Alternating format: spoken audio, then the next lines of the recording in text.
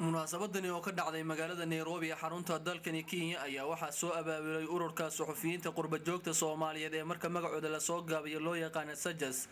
isla markaana waxaa ka soo qayb galay suxufiyiinta ka kala shaqeysa gudaha dalkani Kenya isla markaana waxaa munaasabadani looga hadlay dhibaatooyinka haysta suxufiyiinta Soomaaliyeed maadaama munaasabadani loogu asteeyay 3 May maalinka saxaafadda caalamka munaasabadan ayaa inta badan waxaa diiradda lagu saaray isla markaana looga hadlay dilkii loo geystay Allahu naxariistay wariye Farxaan James Cabdulle oo ka howlgali jiray idaacadda Daljir isla markaana lagu dilay magaalada Gaalkacyo ee xarunta gobolka Mudug waa maalin farxad badan haddana waxaan oran karnaa waa maalin murugo badan waayo waxa xalay lagu dilay magaalada Gaalkacyo ee xaafadda Garsoor Farxaan James Cabdulle Allah u naxariisto ma ahan wariye ugu horeeyay waxaan rajeynayaa inuu noqdo wariyaha ugu dambeeya oo laga dilay bahda saxaafadda sidoo kale munaasabadan ayaa waxaa ka hadlay wariyaha gobolada dhexe ee telefishinka caalamiga ee Hon Cable TV Xasan Kaafi Maxamed Xalane ku geeriyooday magaalada Gaalkacyo ee xarunta gobolka Mudug wariye Farxaan James Cabdulle oo ahaa runtii rugcadaas saxaafadeed mudana ka soo shaqeynayay haddana ahaa runtii nin dhalinyaro ah ee magac iyo mustaqbal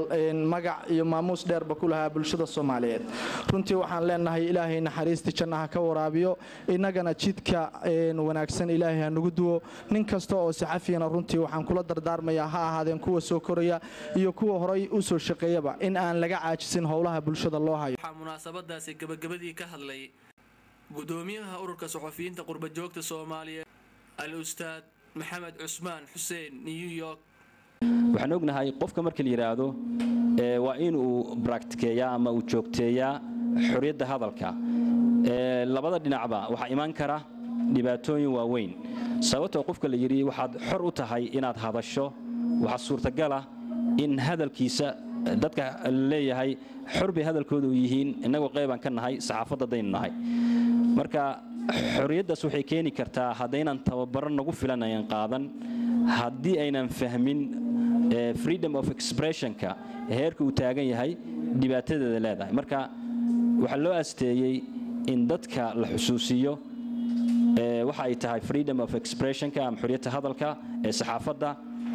iyo kaalinta saxaafadda kaga aadan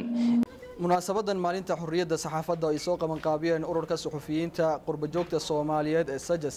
ayaa waxay ku soo beegmaysaa xilli saxaafadda Soomaaliya ay haysatay dhibaatooyin fara badan isla markaana sidoo kale waxay ku soo beegmaysaa xilli xalay magaalada Gaalkacyo ee xarunta gobolka Mudug lagu dilay Allahu naxariistay wariye ka tirsanaa suxufiyiinta Soomaaliyeed Cabdirasaaq Miro Dhoorre Hon Cable TV Nairobi Kenya